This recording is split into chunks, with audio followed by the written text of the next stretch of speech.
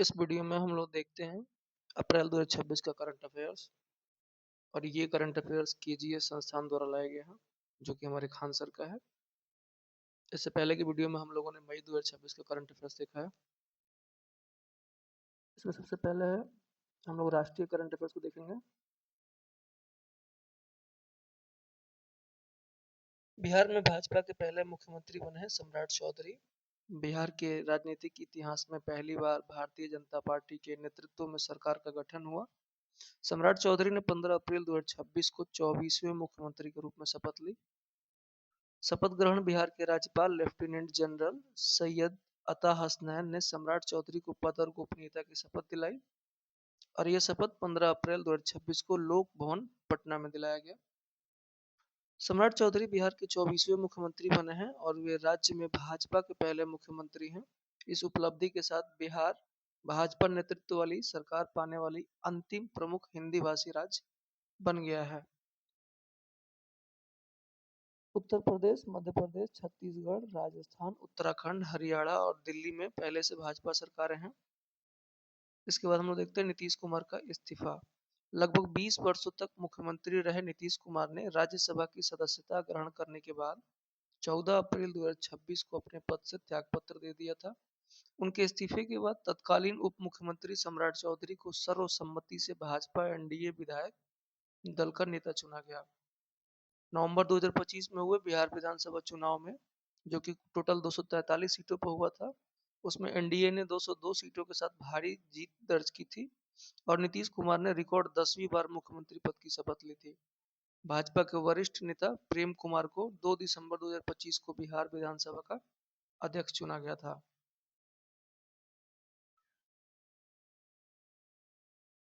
57 वर्षीय सम्राट चौधरी कोइरिया कुशवाहा, जो कि ओबीसी समुदाय से आते हैं, जो बिहार की आबादी का लगभग 6 से 7% है और यादवों के बाद पिछड़ी जातियों में दूसरा सबसे बड़ा समूह है। उनके पिता शकुनी चौधरी तारापुर सीट से 6 बार विधायक भी रहे हैं। अब हम लोग देखते हैं नई गठबंधन सरकार का स्वरूप और शक्ति समीकरण। सम्राट चौधरी के नेतृत्व वाली राष्ट्रीय जनतांत्रिक गठबंधन यानी एनडीए में सरकार में दलों का स्वरूप पहले के जैसे ही रखा गया है। भारतीय जनता पार्टी, जनता दल यूनाइटेड, लोक जनशक्ति पार्टी जो कि रामविलास की है, और हिंदुस्तानी आवाम मोर्चा, राष्ट्रीय लोक मोर्चा। मुख्यमंत्री के शपथ ग्रहण के साथ ही जनता दल कोटे से विजय कुमार चौधरी और विजेंद्र यादव को नई सरकार में उप मुख्यमंत्री बनाया गया है। मुख्यमंत्री सम्राट चौधरी ने वित्त, नगर विकास एवं आवास, स्वास्थ्य, पंचायती राज, उद्योग और वाणिज्य कर सहित प्रमुख विभाग अपने पास रखे हैं। सदन में दलीय स्थिति अगर देखा जाए तो 243 सदस्यीय बिहार में एनडीए के पास 202 सीटों का भारी बहुमत है, जबकि आरजेडी नेतृत्व वाले महागठबंधन को केवल 35 सीटें मिली हैं। अब हम लोग कुछ प्रमुख दलों की सीटें देख लेते हैं।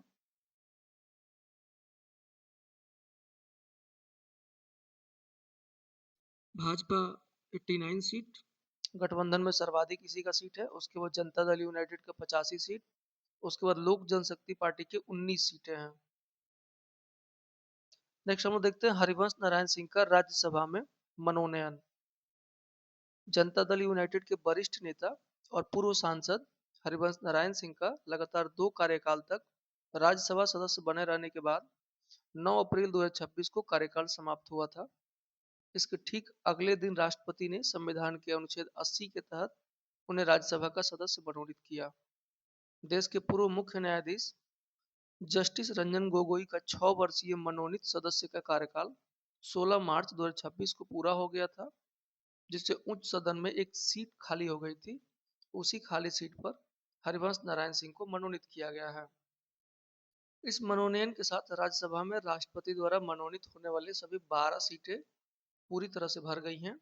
अनुच्छेद 80 के तहत राष्ट्रपति साहित्य, विज्ञान, कला और समाज सेवा के क्षेत्र से अधिकतम 12 सदस्यों को नामांकित कर सकते हैं।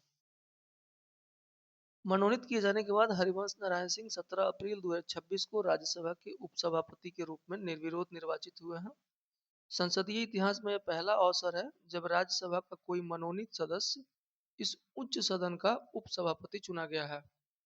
हरिवंश नारायण सिंह इससे पूर्व राज्यसभा के निर्वाचित सदस्य जदयू कोटे से थे और इस सदन की उपसभापति की जिम्मेदारी भी सफलतापूर्वक संभाल चुके हैं। नेक्स्ट हम लोग देखते हैं नीतीश कुमार का राज्यसभा में प्रवेश। बिहार के मुख्यमंत्री और जनता दल यूनाइटेड के अध्यक्ष नीतीश कुमार ने राज्यसभा के लिए निर्वाचित होने के बाद 10 अप्रैल 2026 को उच्च सदन के सदस्य के रूप में शपथ ग्रहण की। राज्यसभा की सदस्यता ग्रहण करने के बाद उन्होंने 14 अप्रैल 2026 को बिहार के मुख्यमंत्री पद से औपचारिक रूप से त्यागपत्र दे दिया, जिसके बाद सम्राट चौधरी ने नए मुख्यमंत्री के रूप में कमान संभाली। नेक्स्ट हम देखते हैं एनसीईआरटी को डीम्ड यूनिवर्सिटी का दर्जा मिला मार्च 2026 में। मुख्य रूप से स्कूली पाठ्य पुस्तकें तैयार करने, शैक्षिक अनुसंधान और शिक्षकों के प्रशिक्षण के लिए देश की शीर्ष संस्था राष्ट्रीय शैक्षिक अनुसंधान और प्रशिक्षण परिषद एनसीईआरटी को केंद्र सरकार ने डीम्ड टू बी यूनिवर्सिटी घोषित कर दिया है। केंद्रीय शिक्षा मंत्रालय ने विश्वविद्यालय अनुदान आयोग की सलाह पर 30 मार्च 2026 को इस संबंध में आधिकारिक सूचना जारी की। इस विशिष्ट दर्जे के प्राप्त होने के बाद अब एनसीईआरटी को स्वयं के स्नातक यानी ग्रेजुएट, पोस्ट ग्रेजुएट और डॉक्टरेट पाठ्यक्रम संचालित करने तथा डिग्रियां प्रदान करने का पूर्ण अधिकार मिल गया है। इसके सभी पाठ्यक्रम यूजीसी के नियमों के अनुरूप ही तय होंगे। एनसीईआरटी की स्थापना 1 सितंबर 1961 को भारत सरकार द्वारा एक स्वायत्त संगठन के रूप में की गई थी, जिसका मुख्यालय नई दिल्ली में है। अब हम देखते हैं एनसीईआरटी में शामिल 6 इकाइयों के बारे में कि एनसीईआरटी में कौन कौन इकाइयाँ शामिल हैं। मंत्रालय की एक विशिष्ट श्रेणी के तहत एनसीईआरटी के साथ साथ उसकी निम्नलिखित 6 प्रमुख घटक इकाइयों को भी डीम्ड यूनिवर्सिटी का दर्जा मिला है, जिसमें पहला है क्षेत्रीय शिक्षा संस्थान अजमेर, क्षेत्रीय शिक्षा संस्थान भोपाल, क्षेत्रीय शिक्षा संस्थान भुवनेश्वर, क्षेत्रीय शिक्षा संस्थान मैसूर, क्षेत्रीय शिक्षा संस्थान शिलोंग और पंडित सुंदरलाल शर्मा केंद्रीय व्यावसायिक शिक्षा संस्थान भोपाल। नेक्स्ट हम लोग देखते हैं स्टील्थ फ्रिगेट के बारे में। ये INS Taragiri stealth frigate INS Taragiri नौसेना में शामिल हुआ। भारत की समुद्री सुरक्षा और नौसैनिक ताकत को बढ़ावा देते हुए 3 अप्रैल 2026 को अत्याधुनिक स्टेल्थ फ्रिगेट आईएनएस तारागिरी को औपचारिक रूप से भारतीय नौसेना में कमीशन कर लिया गया है।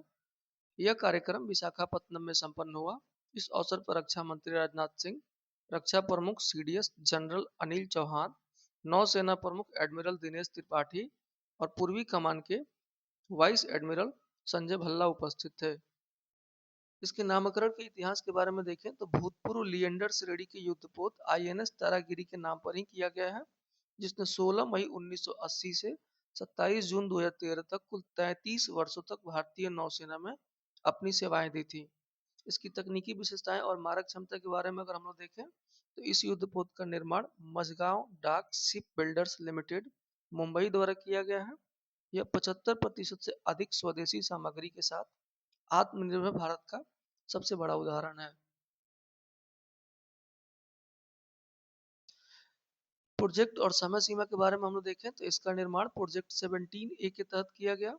समुद्री परीक्षणों के लिए इसका जलावतरण 11 सितंबर 2022 को हुआ था और इसे 28 नवंबर 2025 को नौसेना को सौंप दिया गया था। इस युद्धपोत की कुल विस्थापन क्षमता 6700 टन है, जो इसे तीव्र गति से आवागमन और लंबे समय तक समुद्र में तैनात रहने के अनुकूल बनाती है। प्रोजेक्ट 17A श्रृंखला के बारे में अगर कुछ एक्स्ट्रा फैक्ट देखा जाए तो यह INS Taragiri project 17A Nilgiri श्रेणी के अंतर्गत बनाए जा रहे 7 फ्रिगेट में से एक है। इस श्रृंखला के अन्य जहाजों में INS Nilgiri, INS Himgiri, INS Udaygiri और आईएनएस दूनागिरी भी शामिल है। नेक्स्ट टॉपिक है साइबर ठगी से बचाव के लिए सीबीआई का एआई चैटबॉट अभय लॉन्च हुआ। केंद्रीय अन्वेषण ब्यूरो यानी सीबीआई ने बढ़ते साइबर अपराधों और डिजिटल अरेस्ट जैसी ठगी से नागरिकों को सतर्क करने के लिए कृत्रिम बुद्धिमत्ता एआई आधारित चैटबॉट अभय लॉन्च किया है। यह चैटबॉट तत्काल रूप से नागरिकों को साइबर धोखाधड़ी की पहचान करने, संदिग्ध कॉल या मैसेज को सत्यापित करने और शिकायत दर्ज कराने में सहायता प्रदान करता है, जिससे प्रतिक्रिया समय में भारी कमी आएगी। यह पहल राष्ट्रीय साइबर अपराध रिपोर्टिंग पोर्टल एनसीआरपी और हेल्पलाइन नंबर 1930 को सशक्त बनाने की दिशा में सीबीआई की व्यापक रणनीति का हिस्सा है। नेक्स्ट है T-72 और T-90 टैंकों के लिए ट्रॉल असेंबली का अनुबंध हुआ। रक्षा मंत्रालय ने भारतीय सेना के T-72 और T-90 युद्धक टैंकों के लिए माइन पुलाव कम ट्रॉल असेंबली की आपूर्ति के लिए घरेलू रक्षा निर्माता कंपनी के साथ बड़ा अनुबंध किया है। ट्रांस असेंबली की तकनीक और सैन्य महत्व के बारे में अगर हम लोग जाने तो यह उपकरण टैंक के आगे लगाया जाता है। युद्ध क्षेत्र में आगे बढ़ते समय जमीन में बिछी बारूदी सुरंगों को सुरक्षित रूप से हटाने या निष्क्रिय करने का यह कार्य करता है, जिससे टैंक और सैनिकों की सुरक्षा सुनिश्चित होती है। इस अनुबंध से भारतीय सेना की युद्धक टैंक रेजिमेंटों की गतिशीलता और आक्रामक क्षमता में वृद्धि होगी। साथ ही यह रक्षा क्षेत्र में स्वदेशीकरण की दिशा में एक महत्वपूर्ण कदम है। नेक्स्ट हम लोग देखते हैं नक्सल मुक्त भारत की ऐतिहासिक घोषणा हुई मार्च 2026 में। केंद्रीय गृह मंत्री अमित शाह ने मार्च 2026 में देश को आधिकारिक रूप से नक्सल मुक्त घोषित किया, जो दशकों पुराने वाम उग्रवाद के विरुद्ध भारत की सबसे बड़ी सुरक्षा उपलब्धियों में से एक है। सरकार ने मार्च 2026 तक नक्सलवाद को पूरी तरह समाप्त करने का लक्ष्य रखा था, जिसे सुरक्षा बलों के निरंतर अभियानों के माध्यम से सफलतापूर्वक प्राप्त किया गया। नक्सलवाद के उन्मूलन से जुड़े प्रमुख आंकड़े और अभियान अगर देखें तो एक समय रेड कॉरिडोर के नाम से जाना जाने वाला नक्सल प्रभावित क्षेत्र, जो वर्ष 2010 से 10 राज्यों के 96 जिलों तक फैला था, अब यह घटकर अत्यंत सीमित रह गया है। इसमें प्रमुख भूमिका रही है केंद्रीय रिजर्व पुलिस बल सीआरपीएफ और विशेष इसकी कोबरा यूनिट और राज्य पुलिस बलों के समन्वित अभियानों ने छत्तीसगढ़ के बस्तर क्षेत्र और झारखंड और ओडिशा के घने जंगलों में नक्सली ठिकानों को समाप्त कर दिया है। बड़ी संख्या में नक्सलियों ने सरकार की पुनर्वास नीति के अंतर्गत आत्मसमर्पण किया, जिन्हें मुख्य धारा में लाने के लिए कौशल विकास और रोजगार की योजनाएं चलाई गई हैं। नेक्स्ट हम लोग देखते हैं महिला आरक्षण और सीटों के परिसीमन हेतु संविधान संशोधन विधेयक लोकसभा में पारित होने में असफल रहा। केंद्र सरकार द्वारा लोकसभा की सीटों का विस्तार 543 से 850 और महिलाओं के लिए 33% आरक्षण के क्रियान्वयन से जुड़ा संविधान संशोधन विधेयक, जो कि एक 131वां संशोधन विधेयक था, यह लोकसभा में आवश्यक 2/3 बहुमत से पारित नहीं हो सका। इसका कारण है मतदान के आंकड़े और विधेयक का गिरना। अनुच्छेद 368 के तहत संविधान संशोधन विधेयक को पारित करने के लिए सदन में उपस्थित मतदान करने वाले सदस्यों के 2/3 बहुमत के साथ साथ सदन की कुल सदस्य संख्या के बहुमत की भी आवश्यकता होती है। विरोध का कारण ये रहा कि विपक्षी दलों के एक वर्ग ने सीटों के परिसीमन को 1971 की जनगणना के स्थान पर हाल की जनगणना के आधार पर करने पर आपत्ति जताई, क्योंकि इससे दक्षिणी राज्यों की तुलना में उत्तर भारतीय राज्यों को सीटों में असमान लाभ मिलने की चिंता जताई गई है। इसके अलावा हम लोग कुछ एक्स्ट्रा फैक्ट देखें। मौजूदा स्थिति यह है कि 84वें संविधान संशोधन अधिनियम 2001 के तहत लोकसभा और राज्य विधानसभाओं की सीटों की संख्या वर्ष 2026 तक की जनगणना तक फ्रीज या स्थिर कर दी गई थी, जिससे यह परिसीमन प्रक्रिया वर्तमान में राजनीतिक रूप से अत्यंत संवेदनशील बनी हुई है। नेक्स्ट है नारी शक्ति वंदन अधिनियम। महिला आरक्षण से संबंधित मूल कानून नारी शक्ति वंदन अधिनियम 2023 पहले ही पारित हो चुका है, परंतु इसका क्रियान्वयन परिसीमन प्रक्रिया पूर्ण होने के बाद ही संभव है, जो वर्तमान गतिरोध का मूल कारण है। नेक्स्ट हम लोग देखते हैं गगनयान मिशन के लिए इसरो का दूसरा सफल एयर ड्रॉप परीक्षण। भारतीय अंतरिक्ष शोध संगठन इसरो ने अपने महत्वाकांक्षी मानवयुक्त अंतरिक्ष मिशन गगनयान की तैयारियों के तहत दूसरा सफल इंटीग्रेटेड एयर ड्रॉप टेस्ट यानी IADT-2 पूरा किया। इस परीक्षण का मुख्य लक्ष्य क्रू मॉड्यूल के पैराशूट सिस्टम और डिसिलरेशन यानी मंदन प्रणाली की विश्वसनीयता को आपातकालीन परिस्थितियों में परखना था, ताकि अंतरिक्ष यात्रियों की सुरक्षित वापसी सुनिश्चित हो सके। इसी श्रृंखला का पहला सफल एयर ड्रॉप परीक्षण IADT-1 पिछले वर्ष 24 अगस्त 2025 को संपन्न हुआ था। गगनयान मिशन की पृष्ठभूमि के बारे में अगर हम लोग देखें तो ये भारत की पहली मानव युक्त अंतरिक्ष उड़ान अगले वर्ष 2027 में संभावित है। गगनयान कार्यक्रम के अंतर्गत मानव युक्त मिशन से पहले एक मानव रहित मिशन में व्योममित्र नामक महिला रूपी रोबोट को अंतरिक्ष में भेजे जाने की योजना है ताकि जीवन रक्षक प्रणालियों का निरीक्षण किया जा सके। अब हम लोग देखते हैं बिहार के बारे में, जो कि अप्रैल 2026 में बिहार के जितने भी प्रमुख करंट अफेयर्स हैं। पहला है पटना में ग्लोबल मॉडल एजुकेशन सिटी की स्थापना। बिहार सरकार पटना के निकट 250 एकड़ से अधिक भूमि पर एक विश्व स्तरीय ग्लोबल मॉडल एजुकेशन सिटी विकसित करने की योजना पर आगे बढ़ रही है, जिसकी विस्तृत प्रोजेक्ट रिपोर्ट तैयार हो चुकी है। इस परियोजना की प्रारंभिक अनुमानित लागत 547 करोड़ रुपए रखी गई है। यह education city shared campus model पर आधारित होगी, जिससे कई विश्वविद्यालय और कॉलेज एक ही एकीकृत परिसर में साझा बुनियादी सुविधाओं के साथ कार्य कर सकेंगे। नेक्स्ट है पटना नगर निगम का प्रोजेक्ट उड़ान। पटना नगर निगम ने सफाई कर्मचारियों के बच्चों को प्रतियोगी परीक्षाओं जैसे यूपीएससी, बीपीएससी, जेई, नीट की निःशुल्क कोचिंग सुविधा देने के लिए प्रोजेक्ट उड़ान की शुरुआत की है। सीएसआर साझेदारी के माध्यम से छात्रों की शिक्षा और अन्य आवश्यक खर्चों के लिए पूर्ण वित्तीय सहायता प्रदान की जाएगी और चयन के लिए एक प्रारंभिक परीक्षा भी आयोजित की जाएगी।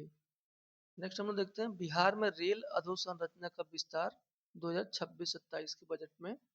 वर्ष 2026-27 के रेल बजट में बिहार के लिए 10,379 करोड़ आवंटित किए गए हैं, जिसके अंतर्गत लगभग 30 परियोजनाओं पर कार्य होगा, 20 मौजूदा रेल लाइनों का दोहरीकरण और 10 नई लाइनों का निर्माण कार्य होगा।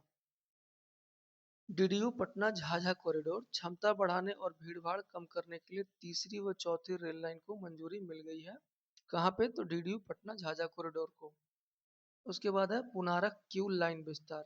पटना और लखीसराय से होकर गुजरने वाली 49.57 किलोमीटर लंबी तीसरी व चौथी लाइन परियोजना, जिसकी लागत 2668 करोड़ है, यह पटना किउल झाझा मार्ग पर यातायात दबाव कम करेगी और यात्रा समय को घटाएगी। उसके बाद है गंगा नदी पर नया पुल बनेगा। उत्तर और दक्षिण बिहार के बीच संपर्क सुधारने के लिए 5.5 किलोमीटर लंबे एक नए पुल का निर्माण जून 2027 तक पूरा करने का लक्ष्य रखा गया है। नेक्स्ट है बख्तियारपुर ताजपुर सड़क परियोजना।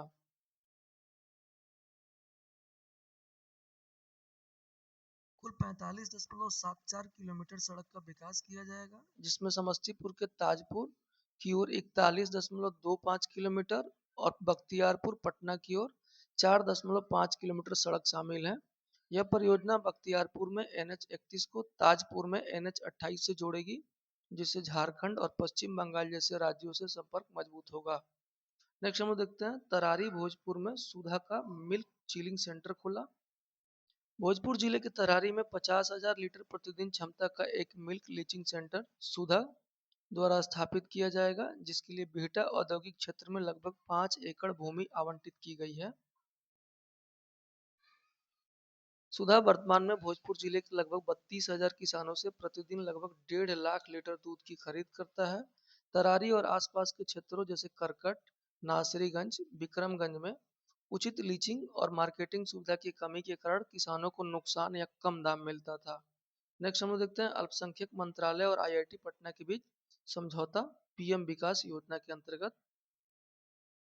केंद्रीय अल्पसंख्यक कार्य मंत्रालय ने आईआईटी पटना के साथ पीएम विकास योजना के तहत समझौता ज्ञापन पर हस्ताक्षर किए हैं, जिसके अंतर्गत बिहार के लगभग 600 अल्पसंख्यक युवाओं को एआई टेक्नोक्रेट और बिजनेस एनालिटिक्स में एग्जीक्यूटिव जैसी उच्च मांग वाली भूमिकाओं में प्रशिक्षित किया जाएगा। उसके बाद है पोषण पखवाड़ा अभियान बेगूसराय। महिला एवं बाल विकास मंत्रालय द्वारा पोषण अभियान के अंतर्गत बेगूसराय बिहार में पोषण पखवाड़ा गतिविधियों का आयोजन किया गया, जिसका उद्देश्य स्थानीय रूप से उपलब्ध पोषण युक्त भोजन और स्वच्छता को बढ़ावा देना था। उसके बाद हम लोग देखते हैं अप्रैल 2026 माह के अंतर्राष्ट्रीय करंट अफेयर्स के बारे में। पहला है नासा का ऐतिहासिक आर्टेमिस 2 मिशन।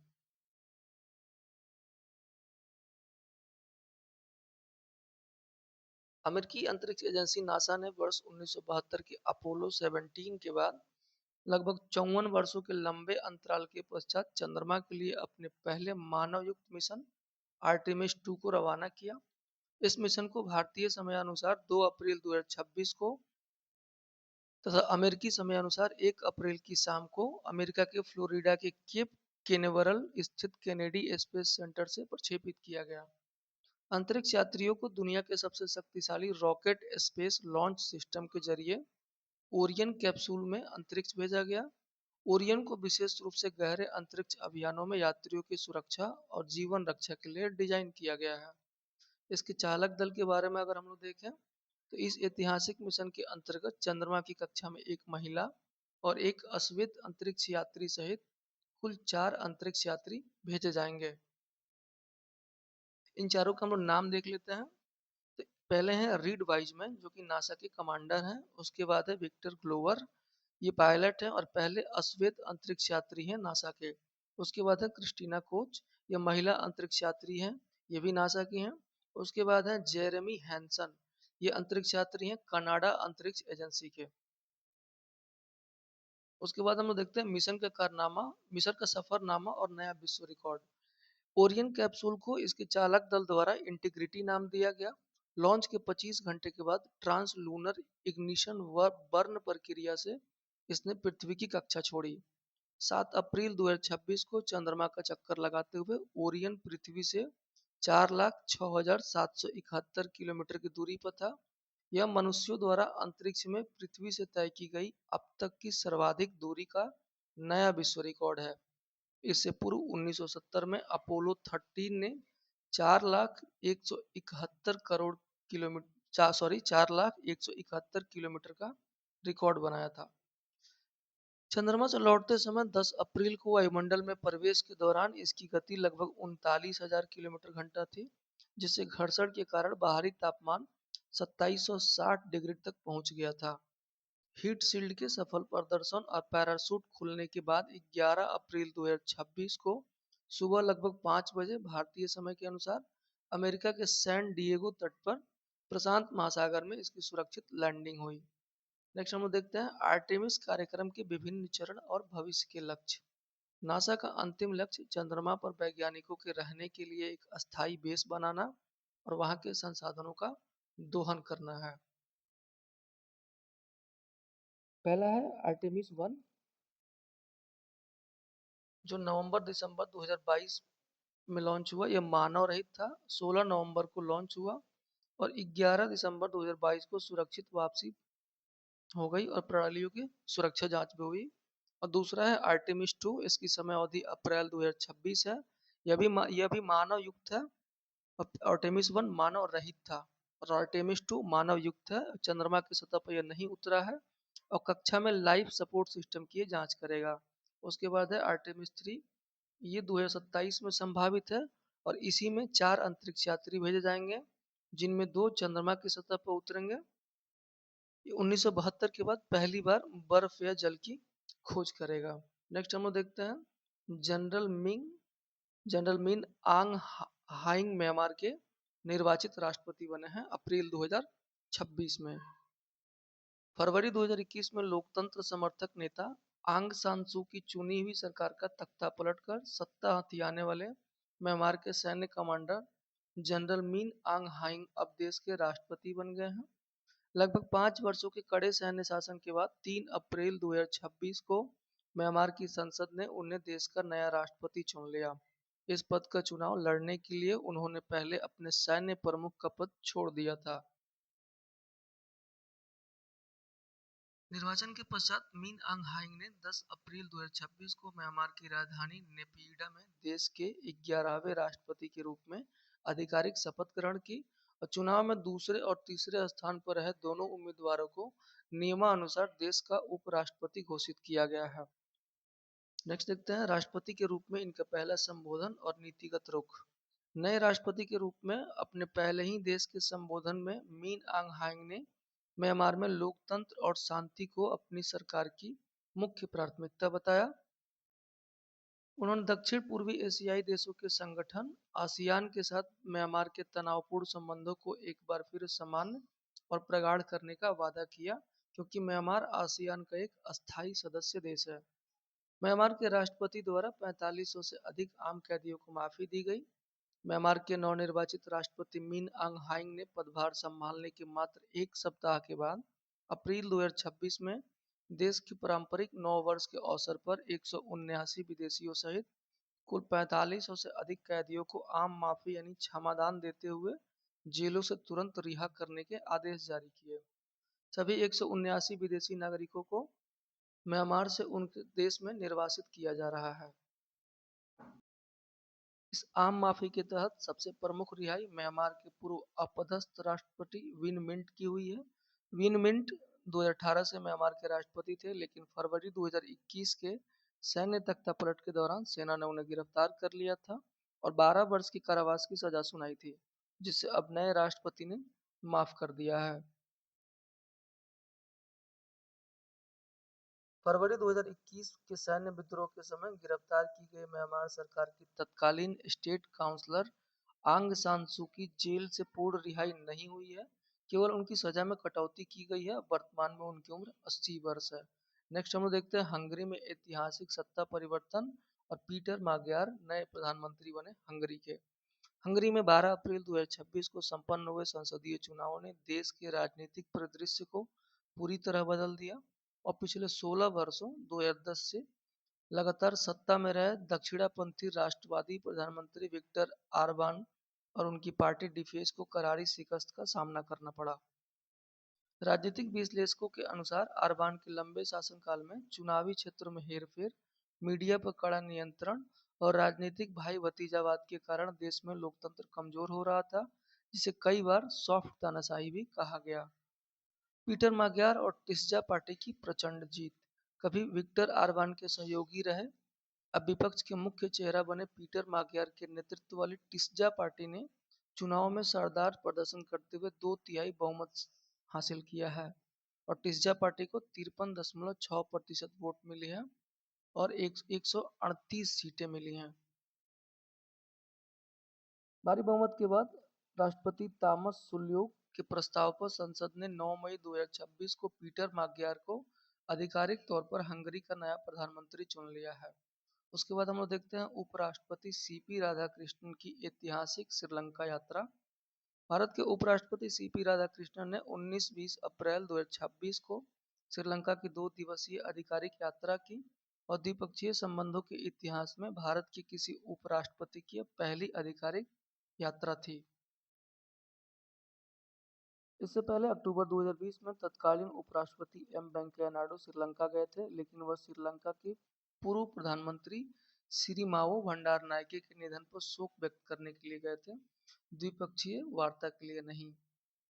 जो द्विपक्षीय बैठकें और प्रमुख चर्चाएं हुई हैं वो इस प्रकार हैं कि 19 अप्रैल को कोलंबो स्थित राष्ट्रपति सचिवालय में उपराष्ट्रपति राधाकृष्णन ने श्रीलंका के राष्ट्रपति अनुरा कुमार दियासनाके से मुलाकात की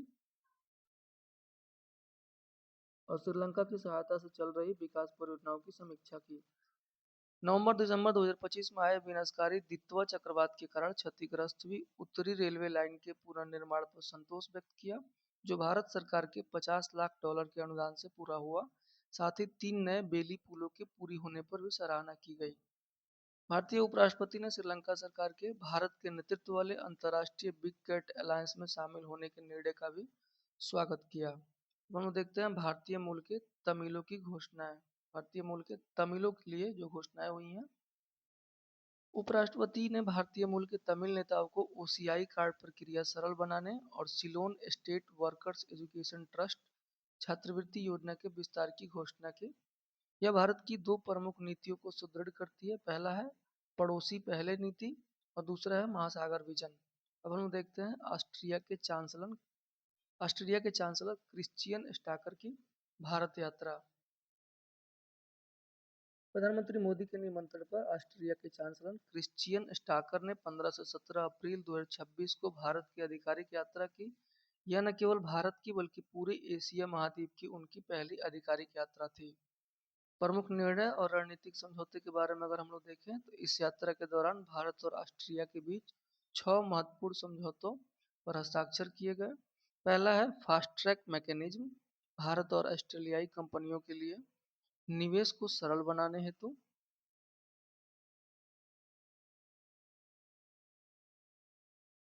आतंकवाद की पूर्ण समाप्ति की साझा प्रतिबद्धता के लिए आतंकवाद पर संयुक्त कार्यदल, युवाओं के सांस्कृतिक व व्यावसायिक आदान प्रदान हेतु India Austria working holiday programme और नर्सिंग स्टार्टअप और संयुक्त अनुसंधान में सहयोग के लिए आईआईटी दिल्ली और मोटान यूनिवर्सिटी के सहयोग से शुरू होगा।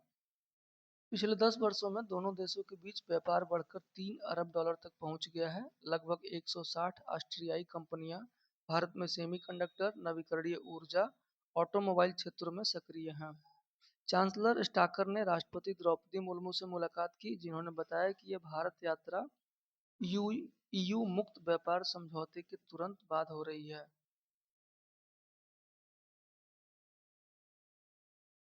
नेक्स्ट हम देखते हैं दक्षिण कोरिया के राष्ट्रपति ली जे मयूंग की भारत यात्रा। प्रधानमंत्री मोदी के निमंत्रण पर दक्षिण कोरिया के राष्ट्रपति ली जे मयूंग 19-21 से अप्रैल 2026 को भारत की 3 दिवसीय राजकीय यात्रा पर आए।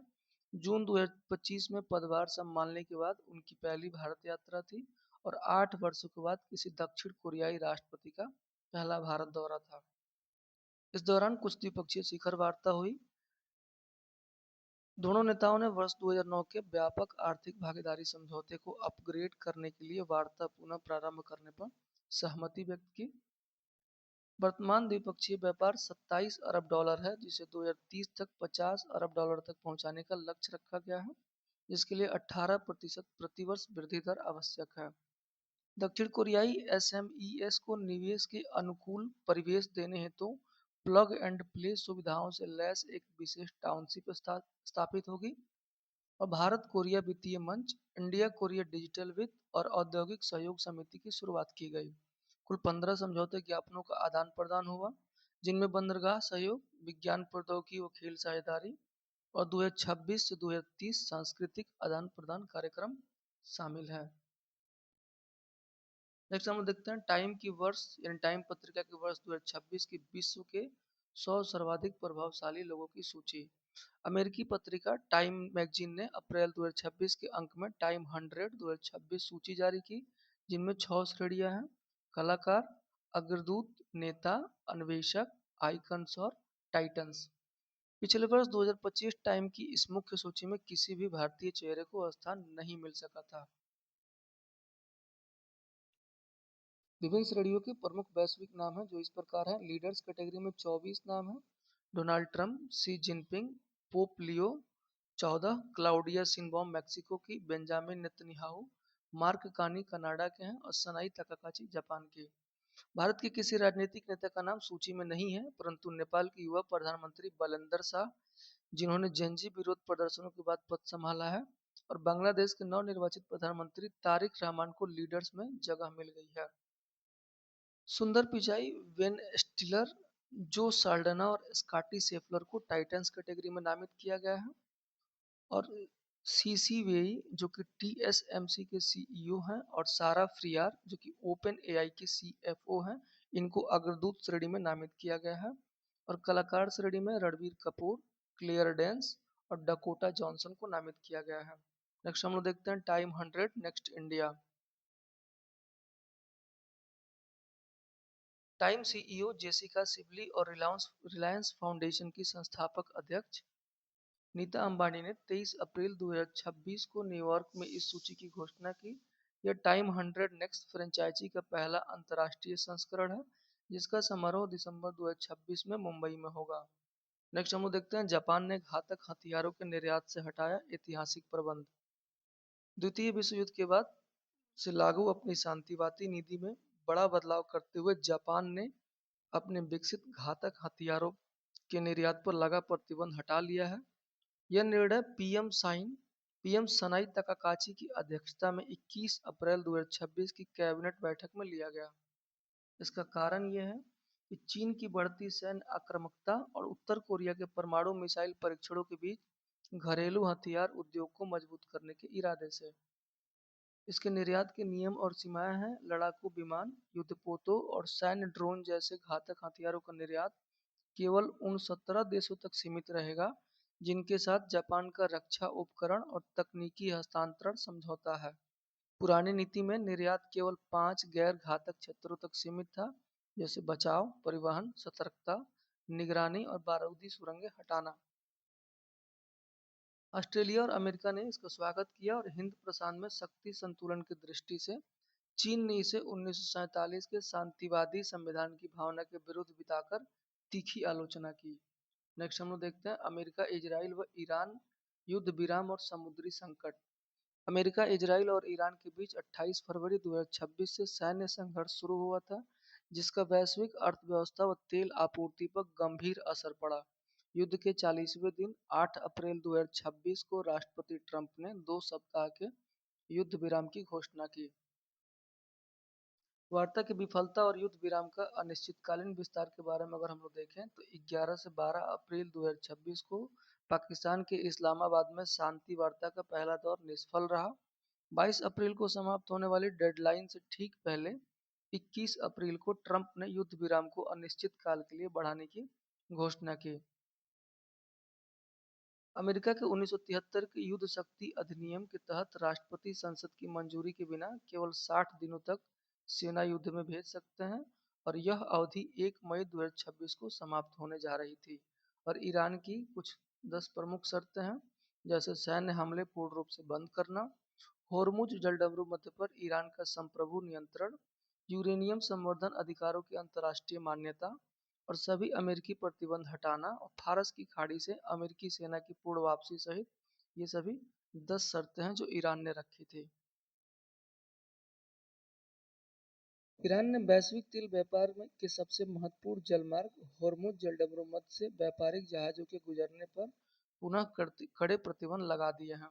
अब हम लोग आर्थिकी घटना के बारे में अगर देखें तो पहला है वित्तीय वर्ष 2025-26 में भारत का विदेशी व्यापार। वित्तीय वर्ष 2025-26 के दौरान भारतीय विदेशी व्यापार को कई गंभीर अंतर्राष्ट्रीय चुनौतियों का सामना करना पड़ा। अमेरिकी टैरिफ का दबाव, पश्चिमी एशिया में भू राजनीतिक तनाव और होर्मुज जलडमरू मध्य में बाधाओं के कारण मार्च 2026 में आपूर्ति श्रृंखला प्रभावित हुई। ईरान युद्ध के चलते मार्च 2026 में खाड़ी देशों को होने वाले निर्यात में 58% की भारी गिरावट देखी गई। इन विपरीत परिस्थितियों के बावजूद भारत ने अपने कुल निर्यात में सकारात्मक वृद्धि दर्ज की है। वाणिज्य और उद्योग मंत्रालय द्वारा 15 अप्रैल 2026 को जारी अंतरिम आंकड़ों के आधारित इस प्रकार हैं, जैसे वस्तुगत निर्यात में 0.93% की वृद्धि हुई है और वस्तुगत आयात में 7.46% की वृद्धि हुई है और वस्तुगत व्यापार घाटे में ही वृद्धि हो गई है। और सेवा व्यापार आदि के देखा जाए तो इसमें अनुकूल वृद्धि हुई है और कुल निर्यात वस्तु और सेवा में देखा जाए तो 4.22% की वृद्धि हुई है और कुल आयात में देखा जाए वस्तु और सेवा को मिला के तो 6.47% की वृद्धि हुई है। गैर पेट्रोलियम निर्यात यह वस्तुगत निर्यातों में गैर पेट्रोलियम निर्यात 2024-25 के 374.32 अरब डॉलर से 3.62% बढ़कर 2025-26 में 387.88 अरब डॉलर रहा। डेटा प्रकाशन के समय तक आरबीआई द्वारा केवल फरवरी 2026 तक के आधिकारिक सेवा आंकड़े जारी किए गए थे, अतः मार्च 2026 के सेवा आंकड़े अनुमान पर आधारित हैं। नेक्स्ट हम लोग देखें तो भारत के रक्षा उत्पादों के निर्यात में ऐतिहासिक वृद्धि। रक्षा मंत्रालय द्वारा 2 अप्रैल 2026 को जारी विज्ञप्ति के अनुसार फाइनेंशियल ईयर 2025-26 में भारत का रक्षा निर्यात बढ़कर 38,424 करोड़ के सर्वकालिक उच्च स्तर पर पहुंच गया है। यह फाइनेंशियल ईयर 2024-25 के 23,622 करोड़ की तुलना में 62.66% अधिक है। डीपीएसयूएस का योगदान 21,071 करोड़ यानी 54.84% हिस्सेदारी और 2024-25 के 8379 करोड़ से 151% की अभूतपूर्व वृद्धि रहा, जबकि निजी क्षेत्रों का योगदान 17,353 करोड़ यानी 45.16% रहा। ये कुछ आंकड़े हैं जो आप देख सकते हैं। नेक्स्ट है वित्तीय वर्ष 2025-26 में आईपीओ के जरिए रिकॉर्ड पूंजी विदोहन हुआ। प्राइम डाटाबेस के आंकड़ों के अनुसार फाइनेंशियल ईयर 2025-26 में कंपनियों ने आईपीओ के माध्यम से रिकॉर्ड 1,78,963 करोड़ जुटाए, या कुल 112 कंपनियों द्वारा जुटाई गई राशि है। फाइनेंशियल ईयर 2024-25 में 78 कंपनियों ने 1,62,387 करोड़ जुटाए थे, यानी इनमें 10% की वृद्धि हुई है। और कुल public equity fund financial year 2025-26 में 3,05 लाख करोड़ रहा, जबकि फाइनेंशियल ईयर 2024-25 में 3,71 लाख करोड़ था। इसमें 18% की कमी आई है, जिसका मुख्य कारण एफपीओ और क्यूआईपी के माध्यम से पूंजी विदोहन में कमी। वर्ष 2025-26 के तीन सबसे बड़े आईपीओ को हम लोग देखें तो पहला है टाटा कैपिटल, देश का सबसे बड़ा आईपीओ 15,512 करोड़। उसके बाद है एचडीबी फाइनेंशियल सर्विसेज, दूसरे स्थान पर है 12,500 करोड़ के साथ। और तीसरे स्थान पर है 11,605 करोड़ के साथ एलजी इलेक्ट्रॉनिक्स।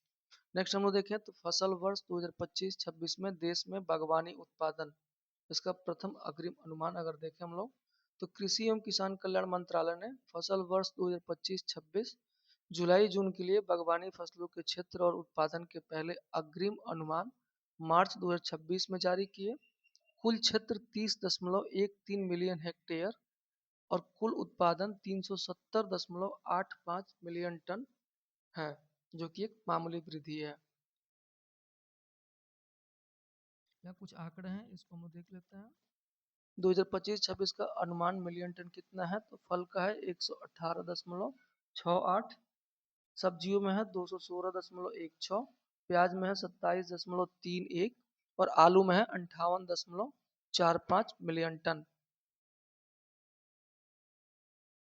और टमाटर में है 22.70, बागवानी फसलों में 17.97 और मसाले में है 12.82।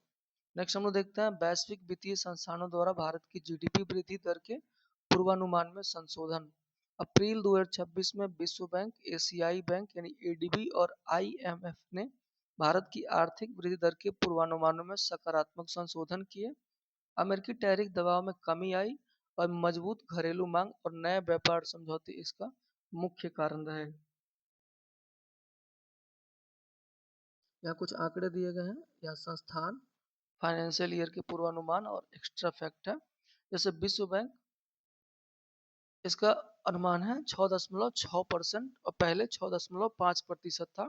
फाइनेंशियल ईयर 2025-26 का अनुमान है 7.6%। यूके और ईयू व्यापार समझौतों और जीएसटी दरों से कटौती समर्थन।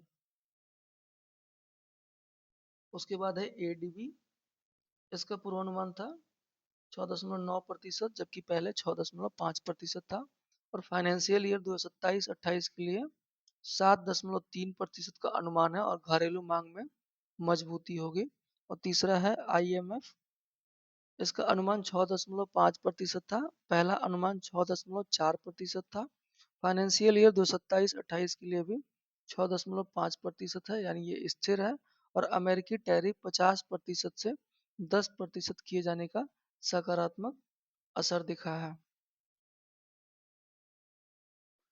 मध्य पूर्व युद्ध से सप्लाई चेन व्यवधान और कच्चे तेल की कीमतों में उतार चढ़ाव और सब्सिडी बढ़ने से सरकारी उपभोग में सुस्ती आई है। नेक्स्ट हम लोग देखते हैं वित्तीय वर्ष 2025-26 में केंद्र सरकार का अप्रत्यक्ष कर संग्रह। तो फाइनेंशियल ईयर 2025-26 में केंद्र सरकार का कुल अप्रत्यक्ष कर संग्रह संशोधित अनुमानों की तुलना में बेहतर रहा। कुल संग्रह 15.52 लाख करोड़ से अधिक है, जो कि आरई का 101.2% है।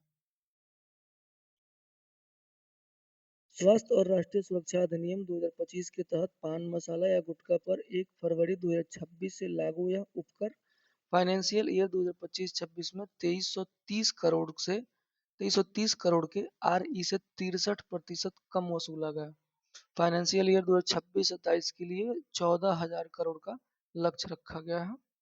नेक्स्ट देखते हैं आरबीआई द्वारा पेटीएम पेमेंट बैंक का लाइसेंस रद्द कर दिया गया। आरबीआई ने 24 अप्रैल 2026 को कारोबार बंद होने से प्रभावी पेटीएम पेमेंट बैंक लिमिटेड का banking licence banking regulation act 1949 की धारा 22 के 4 के तहत रद्द कर दिया है, लगातार अनियमितताओं और नियामकीय उल्लंघन के कारण। पेटीएम पेमेंट बैंक का सफर और विवादों का घटनाक्रम ये पहली बार नहीं है, इससे पहले भी हुआ है। इसके बारे में हम लोग देख लेते हैं। अगस्त 2015 में आरबीआई से सैद्धांतिक लाइसेंस मंजूरी मिली और मई 2017 में औपचारिक रूप से कामकाज शुरू हुआ। मार्च 2022 में नए ग्राहकों को जोड़ने पर रोक लगा दी गई और जनवरी-फरवरी 2024 में नई जमा या क्रेडिट लेनदेन पर पूर्ण प्रतिबंध लगा दिया गया और अप्रैल 2026 में लाइसेंस को पूर्ण रूप से रद्द कर दिया गया। जमाकर्ताओं को कुछ आश्वासन मिला है, जैसे कि आरबीआई ने स्पष्ट किया कि पीपीबीएल के पास पर्याप्त नकदी उपलब्ध है, जिससे सभी जमाकर्ताओं का पैसा सुरक्षित रूप से लौटाया जा सकेगा। नेक्स्ट हम लोग देख लेते हैं पेमेंट बैंक क्या होता है। तो पेमेंट बैंक विभेदित बैंक होते हैं जो सीमित सेवाएं ही दे सकते हैं, कोई ऋण या क्रेडिट कार्ड नहीं। अधिकतम 2 लाख प्रति ग्राहक जमा सीमा होती है, परंतु एटीएम या डेबिट कार्ड, नेट बैंकिंग, प्रेषण व बिल भुगतान सेवाएं दे सकते हैं। नेक्स्ट है आरबीएल बैंक के विदेशी बैंक बनने का मार्ग प्रशस्त हो गया है। दुबई स्थित एरिमेट national bank of Dubai Emirates NBD RBL bank की 74% इक्विटी खरीदने जा रहा है। इस सौदे के बाद आरबीएल बैंक एक विदेशी बैंक की पूर्ण स्वामित्व वाली सहायक कंपनी बन जाएगा। आरबीआई और सीसीएल ने अधिग्रहण प्रस्ताव को मंजूरी दे दी है और प्रारंभिक प्रस्ताव अक्टूबर 2025 में रखा गया था। अंतिम आरबीएल मंजूरी 1 अप्रैल 2026 को मिली और 31 मार्च 2027 तक वैध है और आरबीएल बैंक ने भारत में 500 से अधिक शाखाओं का नेटवर्क है आरबीएल बैंक का। नेक्स्ट हम देखते हैं नीति आयोग का पुनर्गठन और नए पदाधिकारियों की नियुक्ति। देश के शीर्ष नीतिगत थिंक टैंक नीति आयोग का अप्रैल 2026 में व्यापक पुनर्गठन हुआ। नए उपाध्यक्ष अशोक कुमार लाहिड़ी, जो कि पहले मुख्य आर्थिक सलाहकार थे, इनको केंद्रीय कैबिनेट मंत्री का दर्जा देकर नियुक्त किया गया, जिन्होंने मई 2022 से इस पद पर रह रहे सुमन के बेरी का स्थान लिया है। लाहिड़ी के अनुभव के बारे में देखें तो 2002 और 2027 2002 से 2007 तक वाजपेयी व मनमोहन सिंह के कार्यकाल में सीईए रहे और 1998 से 2000 तक एनआईपीएफपी के निदेशक रहे और एडीबी के कार्यकारी निदेशक व आईएमएफ के प्रधान आर्थिक सलाहकार भी रहे। 2021 से 26 में पश्चिम बंगाल विधानसभा के सदस्य भी रहे हैं अशोक कुमार लाहिड़ी। नए पूर्णकालिक सदस्य के बारे में अगर देखा जाए तो प्रोफेसर गोवर्धन दास, जो कि आईआईएसईआर भोपाल के निदेशक हैं, डॉक्टर एम श्रीनिवास, जो कि एम्स नई दिल्ली के निदेशक हैं, और प्रोफेसर अभय करंदीकर, जो कि डीएसटी के सचिव हैं, और प्रोफेसर के वी राजू, जो कि ईएसीपीएम के पूर्व सदस्य हैं। इन्होंने रमेश चंद, अरविंद बिरमानी, बीके सारस्वत और वीके पाल का स्थान लिया है। पूर्व कैबिनेट सचिव राजीव गौबा को पूर्णकालिक सदस्य पर बरकरार रखा गया है। यहाँ कुछ पद और उनके नाम और उनकी पृष्ठभूमि दी हुई है। तो इसके अध्यक्ष होते हैं प्रधानमंत्री, जो कि नरेंद्र मोदी हैं। उपाध्यक्ष हैं श्री अशोक कुमार लाहिड़ी, ये पूर्व मुख्य आर्थिक सलाहकार रहे हैं, कैबिनेट मंत्री का इनको दर्जा मिला है। पूर्णकालिक सदस्य पर श्री राजीव गौबा हैं, जो पूर्व कैबिनेट सचिव पद पर बरकरार हैं। और दूसरे पूर्णकालिक सदस्य हैं प्रोफेसर के वी राजू, जो कि अर्थशास्त्री और नीति विशेषज्ञ हैं। और तीसरे पूर्णकालिक सदस्य हैं प्रोफेसर गोवर्धन दास, जो कि आईआईएसईआर भोपाल के निदेशक हैं। और उसके बाद पूर्णकालिक निदेशक हैं प्रोफेसर अभय करंदीकर, जो कि डीएसटी के सचिव हैं। और अंतिम पूर्णकालिक सदस्य हैं डॉक्टर एम श्रीनिवास, जो कि एम्स नई दिल्ली के निदेशक हैं। नेक्स्ट हम लोग देखें तो भारत में गैर जीवाश्म ऊर्जा स्थापित क्षमता मार्च 2026 तक की स्थिति। पीएम मोदी ने कॉप 26, जो कि ग्लासगो में हुआ, 2030 तक पीएम मोदी ने कॉप 26 ग्लासगो में 2030 तक गैर जीवाश्म स्रोतों से 500 गीगावाट विद्युत क्षमता का लक्ष्य रखा था। नवीन व नवीकरणीय ऊर्जा मंत्रालय के 8 अप्रैल 2026 के आंकड़ों के अनुसार 31 मार्च 2026 तक देश में कुल 283.46 गीगावाट और गैर जीवाश्म क्षमता हासिल की जा चुकी है। नवीकरणीय क्षमता 274.68 गीगावाट है और परमाणु जीवाश्म क्षमता 8.78 गीगावाट है।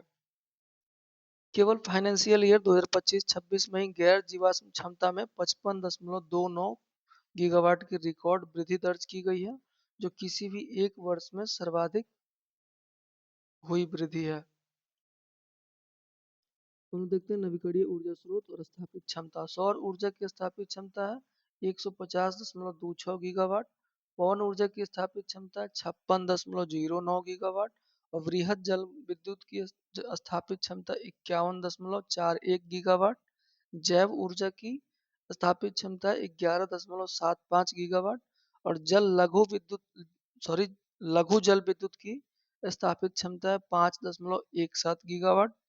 कुल नवीकरणीय ऊर्जा 274.68 गीगावाट की क्षमता के साथ है। और परमाणु ऊर्जा 8.78 गीगावाट की क्षमता रखता है। इस प्रकार कुल गैर जीवाश्म ऊर्जा यानी कुल नवीकरणीय और कुल परमाणु ऊर्जा टोटल 283.46 गीगावाट की क्षमता के साथ है। इरेना के अनुसार दिसंबर 2025 में भारत की नवीकरणीय ऊर्जा क्षमता 250 गीगावाट पार कर गई है, जो कि चीन के 2258.02 गीगावाट और अमेरिका के 467.92 गीगावाट के बाद भारत 250.52 गीगावाट के साथ तीसरे स्थान पर है, जबकि ब्राजील 228.20 और जर्मनी 192.92 गीगावाट इसके बाद है। विश्व का कुल योग 5149.28 गीगावाट है। अगर हम लोग 12 वर्षों की प्रगति देखें, जो कि बीजेपी के शासनकाल रहा 2014 से 2026 तक, तो सौर ऊर्जा 2.82 गीगावाट से बढ़कर मार्च 2014 से बढ़कर 150.26 गीगावाट हो गई है, जिसमें 147.44 गीगावाट की शुद्ध वृद्धि हुई है। पवन ऊर्जा में 21.11 वाट से बढ़कर पवन ऊर्जा 21.11 गीगावाट से 2.66 गुना बढ़कर 56.09 गीगावाट हो गई है। और समग्र नवीकरणीय ऊर्जा क्षमता 76.38 गीगावाट से 3.59 गुना बढ़ गई है। अब हम लोग देखते हैं भारतीय अर्थव्यवस्था की रैंकिंग और आईएमएफ का पूर्वानुमान। आईएमएफ के अप्रैल 2026 वर्ल्ड इकोनॉमिक आउटलुक के अनुसार भारत डॉलर मूल्य के आधार पर विश्व की छठी सबसे बड़ी अर्थव्यवस्था है, जबकि यह सबसे तेजी से बढ़ने वाली प्रमुख अर्थव्यवस्था बना हुआ है। आईएमएफ ने प्रचलित मूल्यों के आधार पर वर्ष 2026 के लिए विभिन्न देशों के जीडीपी का अनुमान ट्रिलियन डॉलर में जारी किया है, जो इस प्रकार है। अमेरिका का जीडीपी 32.328 ट्रिलियन डॉलर, चीन का 20.85 ट्रिलियन डॉलर और भारत छठे स्थान पर है। भारत का देखा जाए तो 4.15 ट्रिलियन डॉलर है। बाकी इस चार्ट को आप लोग अपने से देख सकते हैं। रैंकिंग में उतार चढ़ाव का मुख्य कारण है कि वर्ष 2024 में भारत ब्रिटेन और जापान को पीछे छोड़ते हुए विश्व की चौथी बड़ी अर्थव्यवस्था बन गया था। इसके बाद 2025 में पांचवें और 2026 में छठे स्थान पर आने का अनुमान है। यह गिरावट भारतीय अर्थव्यवस्था के खराब प्रदर्शन के कारण नहीं, बल्कि डॉलर की तुलना में रुपये के मूल्य में आई कमी के कारण है, जो कि फाइनेंशियल ईयर 2026 में लगभग 11% की कमी हुई थी। डॉलर में रूपांतरण के समय बड़ी दिखने वाली रुपये की जीडीपी कम आंकी गई है। हम लोग जीडीपी आधार संशोधन वर्ष का कुछ एक्स्ट्रा फैक्ट देख लेते हैं। फरवरी 2026 में सांख्यिकी एवं कार्यक्रम क्रियान्वयन मंत्रालय ने जीडीपी का आधार वर्ष 2011-12 से 2022-23 में बदला, जिससे संशोधित श्रृंखला में फाइनेंशियल ईयर 2026 की नॉमिनल जीडीपी 357 लाख करोड़ से घटकर 345.5 लाख करोड़ हो गई है। यह लगभग 3 से 4% का तकनीकी संशोधन था, जो अर्थव्यवस्था के कमजोर होने का संकेत नहीं, बल्कि अधिक सटीक आंकड़े प्रस्तुत करने का प्रयास है। अगर इसमें वास्तविक वृद्धि दर हम लोग देखें, तो रैंकिंग में गिरावट के बावजूद आईएमएफ ने 2026 के लिए भारत की वास्तविक जीडीपी वृद्धि दर 6.5% अनुमानित की है, जो प्रमुख अर्थव्यवस्थाओं में सर्वाधिक है। भारत 2027 तक चौथे स्थान पर लौटने और 2031 तक तीसरे स्थान पर पहुंचने का अनुमान है। अगर 2031 तक भारत तीसरे स्थान पर पहुंचेगा तो ये जापान को पीछे छोड़कर पहुंचेगा। नेक्स्ट हम लोग देखते हैं अप्रैल माह की कुछ नियुक्तियों के बारे में। तो पहला है राजदूत बेल्जियम व ईयू। प्रणय वर्मा को बेल्जियम व ईयू का राजदूत बनाया गया और ये IF 1994 बैच के IFS अधिकारी रहे हैं। पूर्व उच्चायुक्त रहे हैं बांग्लादेश में सितंबर 2022 से, और वियतनाम में 2019 में पूर्व राजदूत भी रहे हैं। नेक्स्ट है पेरिया स्वामी कुमारन को यूके का उच्चायुक्त बनाया गया। ये 1992 बैच के IFS अधिकारी हैं और इन्होंने विक्रम दोराईस्वामी का स्थान लिया। अब चीन में राजदूत हैं विक्रम दोराईस्वामी, और ये पूर्व सचिव हैं और ये विदेश मंत्रालय के पूर्व सचिव भी रहे हैं। उसके बाद वीर विक्रम यादव को DGCA का महानिदेशक बनाया गया है। यह 1 अप्रैल 2026 से प्रभावी होगा नियम। और फैज अहमद किदवई का इन्होंने स्थान लिया है। उसके बाद विलियम वॉल्स को इंडिगो का CEO बनाया गया और वर्तमान निदेशक IATA है, जिसका कार्यकाल 31 जुलाई 2026 तक है। इसके बाद विलियम वॉल्स इंडिगो की कमान संभालेंगे। उसके बाद संजय खन्ना, इनको BPCL का CMD बनाया गया है।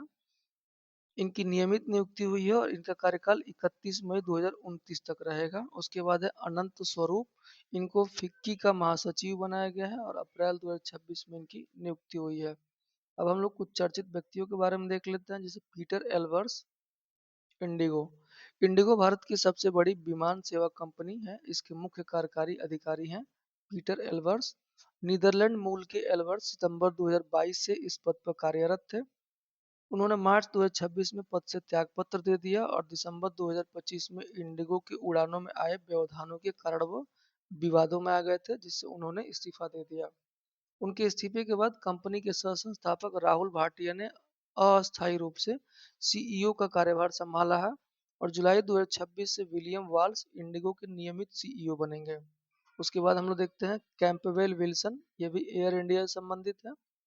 ये एयर इंडिया के प्रबंध निदेशक सह मुख्य कार्यकारी अधिकारी हैं। वे 25 जुलाई 2022 से एयर इंडिया की कमान संभाल रहे थे।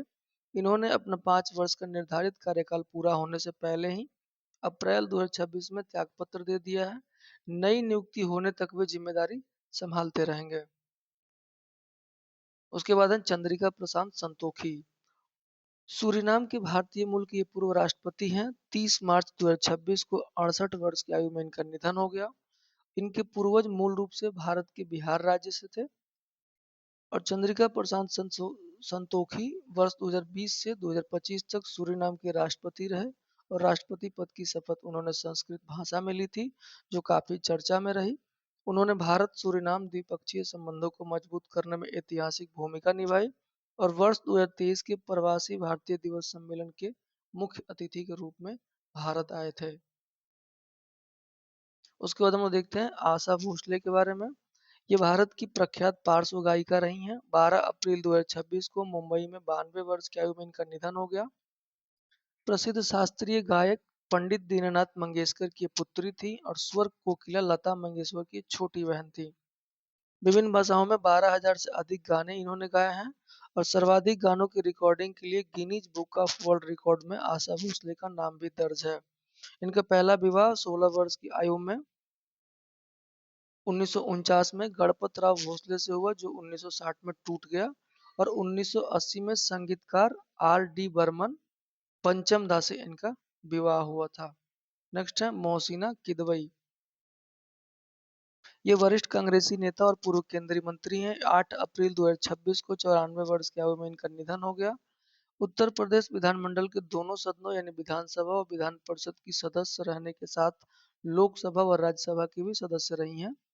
छठी, सातवीं और आठवीं लोकसभा की निर्वाचित सदस्य रही हैं। 2004 से 2016 में छत्तीसगढ़ से राज्यसभा सदस्य भी रही हैं। अगर मंत्रिपरिषद में इनकी भूमिका देखी जाए तो इंदिरा गांधी और राजीव गांधी के नेतृत्व वाली सरकारों में कई महत्वपूर्ण मंत्रालयों की केंद्रीय मंत्री भी ये रही हैं। उसके बाद हम लोग देखें विजयपत सिंघानिया के बारे में। पी रेमंड समूह के पूर्व चेयरमैन और वस्त्र उद्योग के दिग्गज उद्योगपति रहे। 28 मार्च 2026 को मुंबई में 87 वर्ष की आयु में इनका निधन हो गया। वर्ष 1980 से 2000 तक रेमंड ग्रुप के चेयरमैन व एमडी रहे हैं और 2015 में अपनी पूरी शेयरधारिता बेटे गौतम सिंघानिया के नाम कर दी थी, जिनके बाद पारिवारिक विवाद भी सुर्खियों में रहा।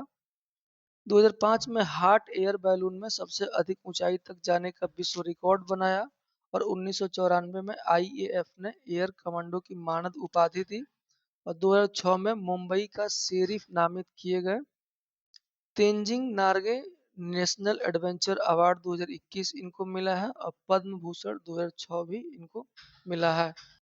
अब हम लोग देखते हैं कुछ महत्वपूर्ण दिवस के बारे में।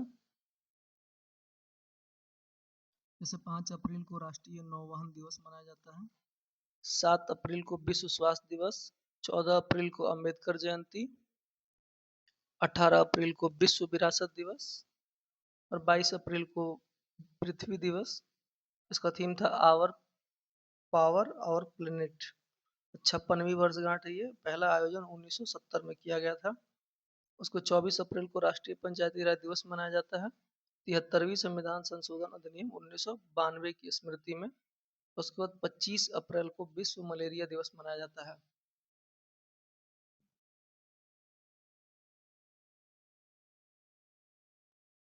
राष्ट्रीय पंचायती राज दिवस 2026 के अगर एक्स्ट्रा फैक्ट को हम देखेंगे तो राष्ट्रीय स्तर का मुख्य कार्यक्रम विज्ञान भवन नई दिल्ली में पंचायती राज मंत्रालय द्वारा आयोजित किया गया। इस अवसर पर panchayat advancement index PAI 2.0 report जारी की गई, जो देश भर की पंचायतों के प्रदर्शन को मापती है। अब हम लोग पुरस्कार के बारे में देखें तो 61वीं फेमिना मिस इंडिया 2026 वर्ष 2026 की 61वीं फेमिना मिस इंडिया प्रतियोगिता का फाइनल दौर 18 अप्रैल 2026 को भुवनेश्वर ओडिशा में संपन्न हुआ और देश भर से कुल 30 सुंदरियों ने फाइनल राउंड में जगह बनाई थी। और विजेता कौन रहा तो साध्वी सतीश सैल जो कि गोवा से हैं, और प्रथम उपविजेता नंदिनी पवार महाराष्ट्र की, और द्वितीय उपविजेता अद्वैता हैं जो केंद्र शासित प्रदेश से हैं। वर्ष 2025 में फेमिना मिस इंडिया प्रतियोगिता आयोजित नहीं हो सकी थी, जिसके कारण 2024 की विजेता निकिता पुरवाल ने सीधे 2026 की विजेता को ताज सौंपा। उसके बाद है चमेली देवी जैन पुरस्कार 2026। महिला पत्रकारों को दिया जाने वाला यह प्रतिष्ठित पुरस्कार मीडिया फाउंडेशन द्वारा प्रदान किया जाता है। सिनेमा पर लिखने वाली अनुभवी पत्रकार एन्ना एम वैटिटकैंड को 20 मार्च 2026 को नई दिल्ली में इस पुरस्कार से सम्मानित किया गया।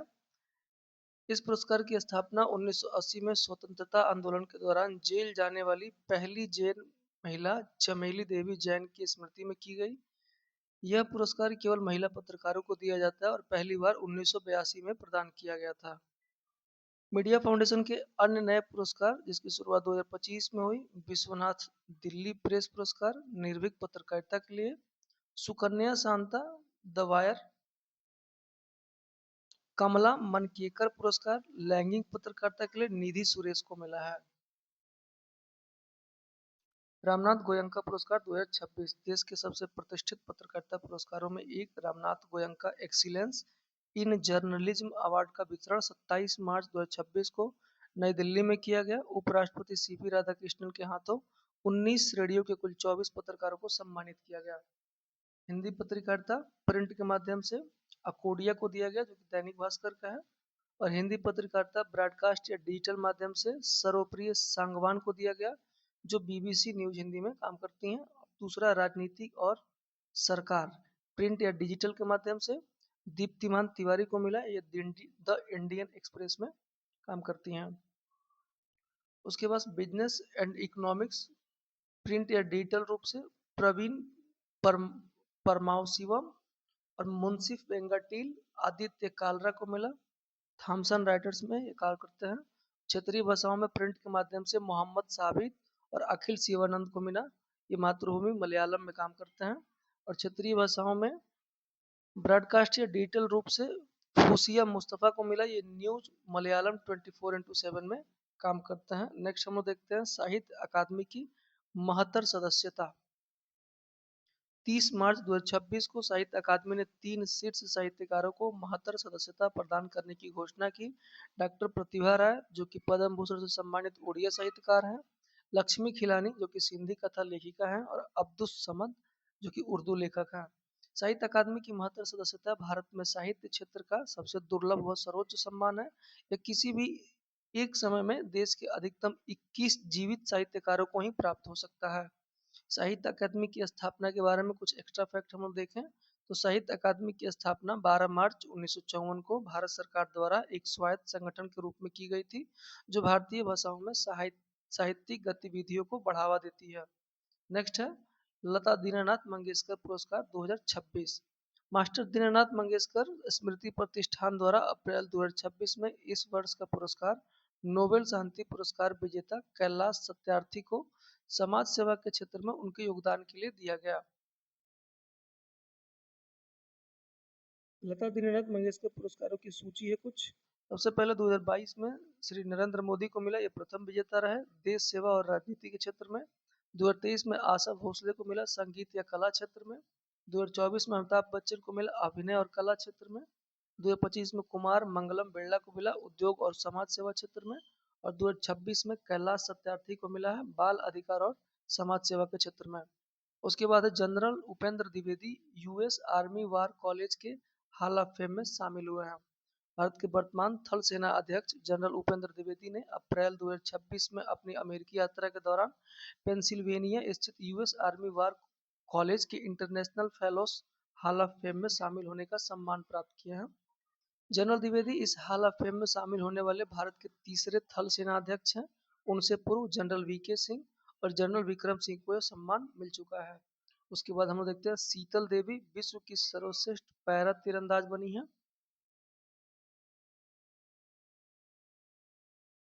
विश्व तीरंदाजी संघ ने जम्मू कश्मीर की बिना बाजू वाली तीरंदाज शीतल देवी को वर्ष 2025 की विश्व की सर्वश्रेष्ठ पैरा तीरंदाज घोषित किया है। 19 वर्षीय शीतल देवी पैर से तीर चलाती हैं। उन्होंने विश्व पैरा तीरंदाजी चैंपियनशिप में व्यक्तिगत स्पर्धा में स्वर्ण, महिला टीम स्पर्धा में रजत और मिश्रित टीम स्पर्धा में कांस्य पदक जीतकर इतिहास रचा था। अब हम लोग देखते हैं प्रमुख विजडन क्रिकेट पुरस्कार 2026। विश्व की सर्वश्रेष्ठ महिला क्रिकेटर दीप्ति शर्मा भारत। विश्व का सर्वश्रेष्ठ पुरुष क्रिकेटर मिचेल स्टार्क जो कि ऑस्ट्रेलिया के हैं। लीडिंग टी20 cricketer in the world Abhishek Sharma जो कि भारत के हैं। और विजडन ट्रॉफी 2026 शुभमन गिल को मिला था 2025 में और एजबेस्टन में इंग्लैंड के विरुद्ध 430 रन के लिए। विजडन के वर्ष के 5 सर्वश्रेष्ठ क्रिकेटर यानी 5 wisdom cricketers of the year. यह क्रिकेट जगत का सबसे प्राचीन सम्मान है। इसकी शुरुआत 1879 में हुई और यह किसी भी खिलाड़ी के जीवन में केवल एक ही बार दिया जा सकता है। इतिहास में पहली बार इस सूची के 5 खिलाड़ियों में से 4 खिलाड़ी भारत के हैं, जो कि शुभमन गिल, रविंद्र जडेजा, ऋषभ पंत और मोहम्मद सिराज, और हसीब हमीद जो कि नॉटिंघमशायर इंग्लैंड के हैं। वर्ष 2026 में 4 नए खिलाड़ियों के शामिल होने के बाद विजडन सम्मान पाने वाले कुल भारतीय खिलाड़ियों की संख्या 23 से बढ़कर 27 हो गई है। अब हम लोग देखते हैं खेल जगत के लॉरियस पुरस्कार 2026 के बारे में। वर्ष 2025 की खेल उपलब्धियों के लिए 20 अप्रैल 2026 को मैड्रिड स्पेन में लॉरियस पुरस्कारों का वितरण किया गया। इस वर्ष टेनिस खिलाड़ियों का दबदबा रहा और समारोह की मेजबानी टेनिस दिग्गज नोवाक जोकोविच और freestyle skiing star Eileen Gu ने की। यहाँ कुछ श्रेणी दी गई है जिसे sports man of the year Carlos Alcaraz को मिला जो कि टेनिस खेलते हैं स्पेन के। Sports women of the year Aryna Sabalenka को मिला जो बेलारूस की हैं। Team of the year Paris Saint Germain को मिला जो कि फ्रांस की फुटबॉल टीम है। Comeback of the year Rory McIlroy को मिला जो कि उत्तरी आयरलैंड की और गोल्फ खेलती हैं। Break through of the year Lando Norris को मिला फार्मूला वन के लिए और ब्रिटेन के हैं। डिसेबिलिटी सहित sports person of the year Gabriel Araujo को मिला जो पैरा स्विमिंग करते हैं, ब्राजील के हैं। Youth sports person of the year Lamine Yamal को मिला जो स्पेन से हैं, फुटबॉल खेलते हैं। और लाइफ टाइम अचीवमेंट पुरस्कार नादिया कोमेसोनी को मिला जो जिम्नास्टिक खेलती है और रोमानिया से हैं और इन्होंने 5 ओलंपिक व्यक्तिगत स्वर्ण पदक हासिल किया है। नेक्स्ट हम लोग देखते हैं पहला अंतर्राष्ट्रीय फिल्म महोत्सव दिल्ली। नई दिल्ली में 25 से 31 जुलाई 2026 तक पहले अंतर्राष्ट्रीय फिल्म महोत्सव का आयोजन हुआ। समापन समारोह में नाइट ऑफ ऑनर्स के तहत पुरस्कार दिए गए। उद्घाटन फिल्म था शरद, स्पेन का, और समापन फिल्म था सिंगापुर का अमोबिया। यहाँ कुछ पुरस्कार दिए गए हैं, जैसे path breaking film of the year Saiyaara के निर्देशक मोहित सूरी को मिला। Most inspiring film of the year Sitaare Zameen पर, इसके निर्देशक RS प्रसन्ना को मिला। सर्वश्रेष्ठ निर्देशक तन्वी द ग्रेट के लिए अनुपम खेर को मिला। सर्वश्रेष्ठ अभिनेता धुरंधर के लिए रणवीर सिंह को मिला। और best debut actor Shubhangi Dutt को मिला। Actor with a mission Bhumi Pednekar को मिला, UNDP के साथ सामाजिक कार्यों हेतु। और लाइफ टाइम अचीवमेंट उद्घाटन समारोह शर्मिला टैगोर और धर्मेंद्र को मिला मरणोपरांत, और नंदमुरी बालकृष्ण को मिला। नेक्स्ट हम लोग देखते हैं वास्तुकला का प्रित्जर पुरस्कार 2026। वास्तुकला के क्षेत्र का नोबेल माना जाने वाला प्रित्जर पुरस्कार 2026 मार्च 2026 में चिली के architect Smiljan Radic Clarke को दिया गया, उनके प्रयोगात्मक और सांस्कृतिक रूप से समृद्ध डिजाइनों व मौलिकता के लिए। पुरस्कार में एक पदक और $1 लाख की राशि शामिल है। भारतीय संदर्भ में देखा जाए तो वर्ष 2018 में पुरस्कार पाने वाले बालकृष्ण दोषी पहले और एकमात्र भारतीय वास्तुकार हैं। नेक्स्ट है economic times corporate excellence award 2025।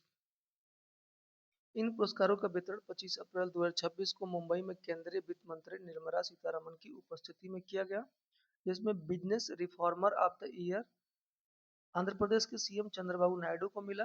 Business leader of the year JSW group के चेयरमैन सज्जन जिंदल को मिला। Business women of the year MD and CEO और HDFC के लाइफ इंश्योरेंस के लिए बीभा पडालकर को मिला। और entrepreneur of the year Lalit Kesare को मिला। यह CEO और ग्रो के सह संस्थापक और CEO हैं ग्रो के। Global Indian of the year YouTube के CEO नील मोहन को मिला। और company of the year Bharti Airtel को मिला। Conscious corporate of the year Asian Paints को मिला। और लाइफ टाइम अचीवमेंट पुरस्कार कुशल पाल सिंह व साइरस पूनावाला को संयुक्त रूप से दिया गया।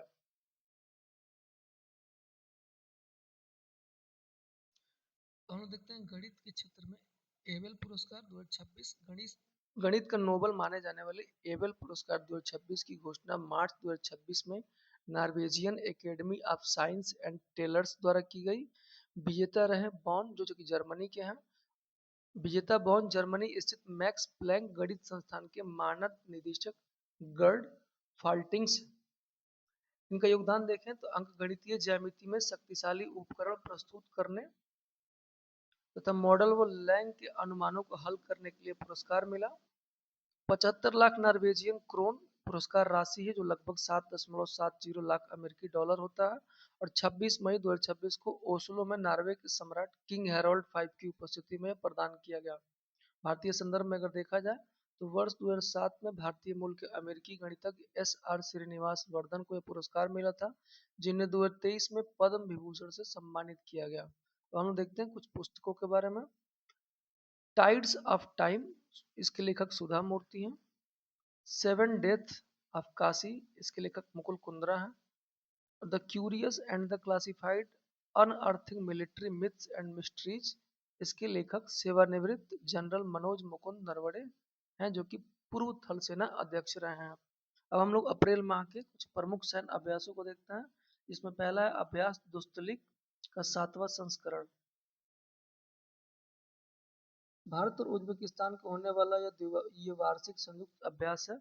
इसका आयोजन 12 से 25 अप्रैल 2026 तक उज्बेकिस्तान के नामांगन स्थित गुरुमय सराय फील्ड ट्रेनिंग एरिया में संपन्न हुआ।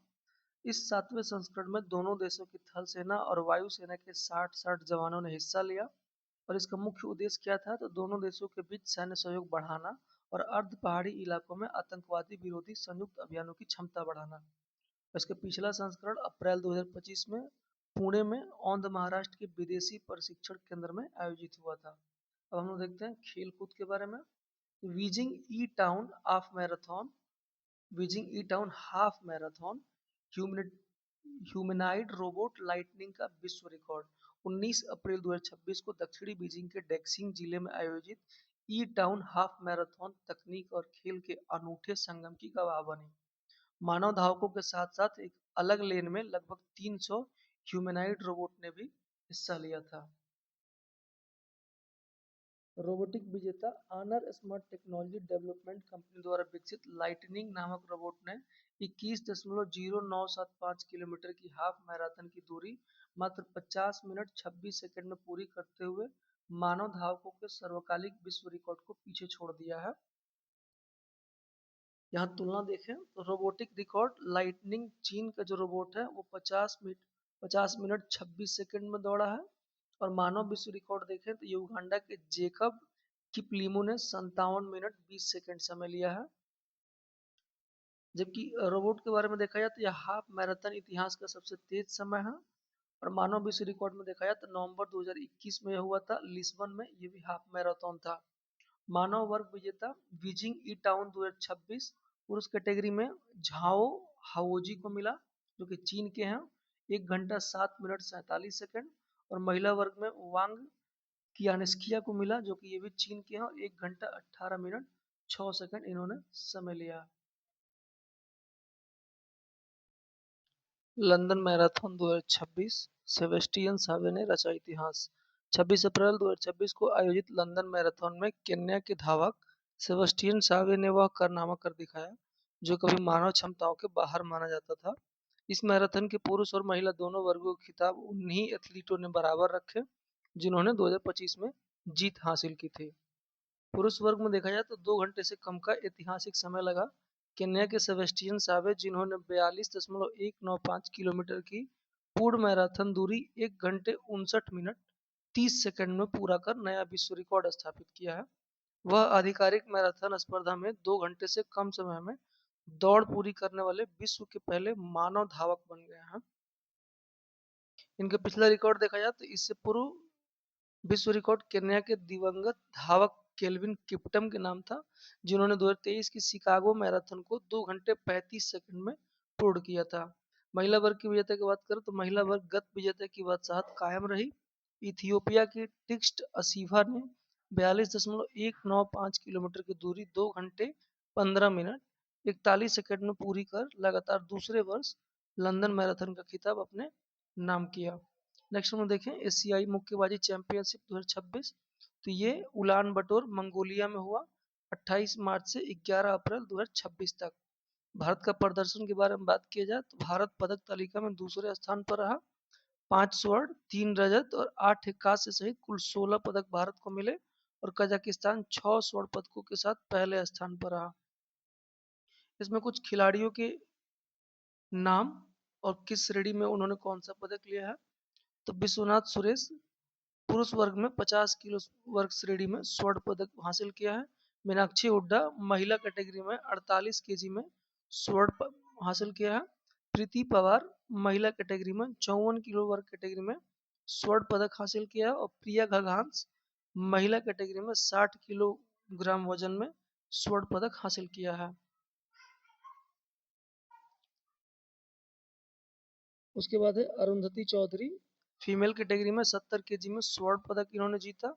सचिन सिवाज पुरुष कैटेगरी में 60 केजी में रजत पदक जीता। और जैस्मिन लंबेरिया ने महिला कैटेगरी में 57 केजी में रजत पदक जीता। आल्फियान पठान ने महिला कैटेगरी में 80 किलोग्राम में रजत पदक जीता। और आकाश पुरुष कैटेगरी में 75 केजी में कांस्य पदक जीते। लोकेश पुरुष कैटेगरी में 85 केजी में कांस्य पदक जीते। हर्ष चौधरी पुरुष कैटेगरी में 90 किलो में कांस्य पदक जीते। और नरेंद्र बेरवाल पुरुष कैटेगरी में 90 किलो से अधिक वाली श्रेणी में कांस्य पदक जीते। निखत जरीन 51 किलोग्राम महिला वर्ग में कांस्य पदक जीती। अंकुशिता बोरो 65 किलोग्राम महिला वर्ग में कांस्य पदक जीता इन्होंने। लॉलिना बोरगोहेन 75 किलोग्राम महिला वर्ग में कांस्य पदक जीता। और पूजा रानी 80 किलोग्राम महिला वर्ग में इन्होंने भी कांस्य पदक हासिल किया। अब हम लोग देखते हैं एशियाई बैडमिंटन चैंपियनशिप 2026। इसका आयोजन निंगबो चीन में 7 से 12 अप्रैल 2026 तक हुआ। यह चैंपियनशिप का 43वां संस्करण था। 20 वर्षीय शटलर आयुष शेट्टी ने पुरुषों की एकल स्पर्धा के फाइनल में पहुंचकर रजत पदक जीता। फाइनल में उन्हें विश्व नंबर 2 चीन के सी यूकी से 8-21 और 10-21 से हार मिले। आयुष शेट्टी से पूर्व इस चैंपियनशिप के फाइनल में पहुंचने वाले एकमात्र भारतीय खिलाड़ी दिनेश खन्ना है, जिन्होंने 1965 में स्वर्ण जीता था। 61 वर्षों बाद कोई भारतीय पुरुष एकल फाइनल में पहुंचा।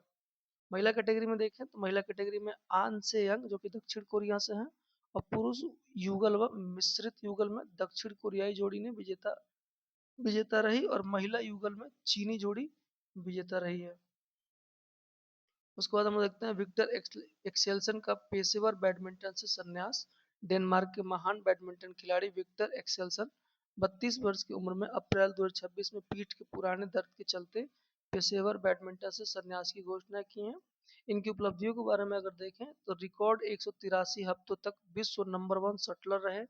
टोक्यो 2020 और पेरिस 2024 में लगातार 2 ओलंपिक स्वर्ण पदक इन्होंने जीता, और 2017 और 2022 में 2 बार विश्व चैंपियन बने, और बैडमिंटन इतिहास के सबसे सफल खिलाड़ियों में गिने जाते हैं। उसके बाद हम लोग देखें ICC player of the month पुरस्कार मार्च 2026। हालांकि ये उतना जरूरी नहीं होता है, हर 1-2 महीने पर ये बदलते रहता है, लेकिन फिर भी आप लोग इसे देख सकते हैं। और ये आईसीसी मासिक पुरस्कारों का भारत के ऐतिहासिक रिकॉर्ड, इसको देख लेते हैं।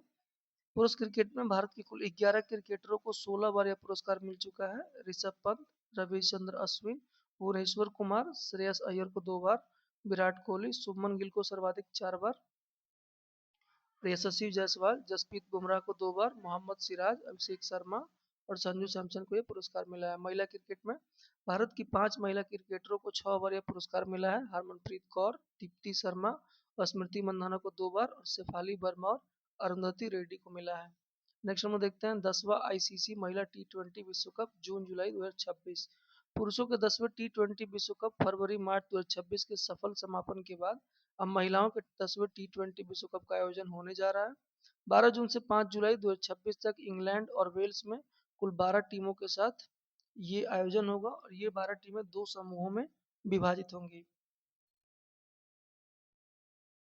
अब हम लोग देखते हैं FIDE candidate tournament Vaishali Ramesh Babu का इतिहास। चेन्नई के 25 वर्षीय ग्रैंड मास्टर वैशाली रमेश बाबू ने महिलाओं का कैंडिडेट टूर्नामेंट जीतकर इतिहास रचा। वे यह प्रतिष्ठित टूर्नामेंट जीतने वाले भारत की पहली महिला खिलाड़ी बनी है। इस जीत के साथ वह विश्व चैंपियनशिप के लिए आधिकारिक चैलेंजर बन गई हैं। उनका मुकाबला मौजूदा चीनी विश्व चैंपियन जू वेनजून से महिला विश्व चैंपियनशिप 2026 में होगा। वैशाली रमेश बाबू 8.5 अंकों के साथ शीर्ष पर रहीं, और कजाकिस्तान की बीबी सहारा असौबाएवा 8 अंकों के साथ दूसरे स्थान पर रहीं, और भारत की दिव्या देशमुख 5.5 अंकों के साथ 7वें स्थान पर रही, और विजेता को 28,000 यूरो की पुरस्कार राशि भी मिली। नेक्स्ट हम देखते हैं मियामी ओपन टेनिस 2026। एटीपी और डब्ल्यूटीए का लेवल 1000 मियामी ओपन टूर्नामेंट 17 से 29 मार्च 2026 को मियामी गार्डन्स फ्लोरिडा अमेरिका में संपन्न हुआ।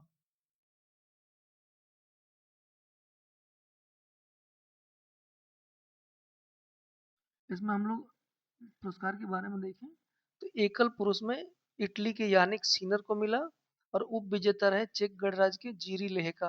और महिला एकल में बेलारूस के आर्यना सवालेंका को मिला, और उप विजेता रहे अमेरिका के कोको गॉफ। पुरुष एकल में देखें तो साइमन बोलेली व आंद्रिया क्वासोरी को मिला, जबकि उप विजेता रहे हारी हेलियुआरा और हेनरी पैनट। महिला युगल में देखें तो विजेता रहे कैटरीना सिनियाकोवा व टेलर टाउनसेंड, और महिला युगल में उप विजेता रही सारा ईरानी व जास्मिन पाओलिनी। नेक्स्ट हम लोग देखें पहले खेलो इंडिया ट्राइबल गेम्स 2026। आदिवासी एथलीटों को राष्ट्रीय मंच प्रदान करने के उद्देश्य से भारत में पहली बार यह अनोखा बहुखेल राष्ट्रीय आयोजन हुआ। मेजबान शहर रहे छत्तीसगढ़। 25 अप्रैल से 3 अप्रैल 2026 तक हुआ छत्तीसगढ़ के रायपुर, जगदलपुर और सरगुजा में।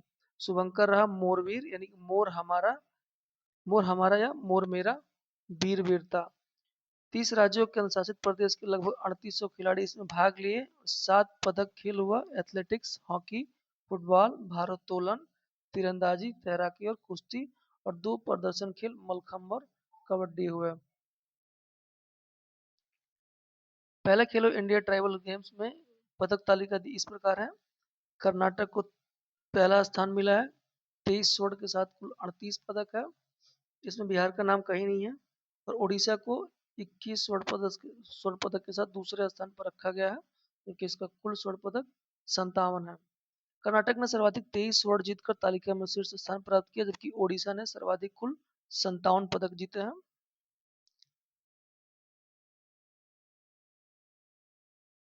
बाकी ये सब उतना इम्पोर्टेंट नहीं है, लेकिन आप लोग चाहें तो देख सकते हैं। उसके बाद हम लोग देखते हैं मिसलेनियस फैक्ट। मिशन मित्रा, इसका पूर्ण नाम है मैपिंग ऑफ इंटरपोरेबल, क्या है, mapping of interoperable threats response assessment. 2 से 9 अप्रैल 2026 को लद्दाख के लेह में इसका आयोजन हुआ, लगभग 3500 मीटर की ऊंचाई पर। और इसरो द्वारा भारतीय वायुसेना के एरोस्पेस मेडिसिन संस्थान के सहयोग से इसका संचालन किया गया। इसका उद्देश्य यह है कि गगनयान जैसे मानव अंतरिक्ष अभियानों में चालक दलों के सदस्यों की विपरीत परिस्थितियों में संवाद, तनाव प्रबंधन, टीम व्यवहार और सहयोग क्षमता का परीक्षण। साथ ही यह अत्यधिक ऊंचाई, कम ऑक्सीजन व कम तापमान में कार्य क्षमता का अध्ययन करेगा। नेक्स्ट है जामनगर में वंतारा यूनिवर्सिटी का शिलान्यास। 10 अप्रैल 2026 को हुआ, जामनगर गुजरात में इसका शिलान्यास। रिलायंस इंडस्ट्रीज लिमिटेड के कार्यकारी निदेशक अनंत अंबानी के वैश्विक वाइल्ड लाइफ कंजर्वेशन संगठन वंतारा द्वारा वन्यजीव संरक्षण, पशु कल्याण और पशु चिकित्सा विज्ञान को समर्पित देश की पहली अपनी तरह की वंतारा यूनिवर्सिटी का शिलान्यास किया गया। यह विश्व की भी पहली ऐसी समर्पित विश्वविद्यालय है। नेक्स्ट हम लोग देखते हैं राजा रवि वर्मा की पेंटिंग यशोदा और कृष्ण ने बनाया रिकॉर्ड। 1 अप्रैल 2026 को मुंबई से सैफ्रॉन आर्ट की स्प्रिंग लाइव नीलामी में राजा रवि वर्मा की ऐतिहासिक ऑयल पेंटिंग यशोदा और कृष्ण ने की प्रिंटिंग रिकॉर्ड 167.20 करोड़ में बिकी। यह आधुनिक भारतीय कला के इतिहास में अब तक की सबसे महंगी बिकने वाली कलाकृति बन गई है। इस पेंटिंग ने एम.एफ. हुसैन की कृति ग्राम यात्रा का रिकॉर्ड तोड़ा, जो मार्च 2025 में न्यूयॉर्क की क्रिस्टी की नीलामी में 118 करोड़ में बिकी थी। नेक्स्ट हम लोग देखते हैं इस पेंटिंग को सीरम इंस्टीट्यूट ऑफ इंडिया के संस्थापक व प्रबंध निदेशक साइरस एस पूनावाला ने खरीदा। राजा रवि वर्मा को भारतीय कला में पश्चिमी यथार्थवादी तकनीकों को भारतीय पौराणिक विषयों के साथ जोड़ने का जनक माना जाता है। उनकी कृतियों ने ओलियोग्राफ प्रिंट के माध्यम से भारतीय देवी देवताओं की लोकप्रिय छवियों को आम जनमानस तक पहुंचाया। नेक्स्ट हम लोग देखते हैं चीन के अंतरिक्ष कार्यक्रम में पाकिस्तानी अंतरिक्ष यात्रियों का चयन। चीन की अंतरिक्ष एजेंसी के अनुसार चीन ने अपने मानवयुक्त अंतरिक्ष कार्यक्रम के लिए पाकिस्तान के 2 अंतरिक्ष यात्रियों का चयन किया है। ये दोनों यात्री उन्नत प्रशिक्षण के लिए चीन जाएंगे। इनमें से एक यात्री पेलोड विशेषज्ञ के रूप में मिशन में भाग लेगा और चीन के तियांगोंग अंतरिक्ष स्टेशन पर कदम रखने वाला पहला विदेशी अंतरिक्ष यात्री बनकर इतिहास रचेगा। इस प्रकार हम लोग का अप्रैल 2026 का करंट अफेयर समाप्त हुआ।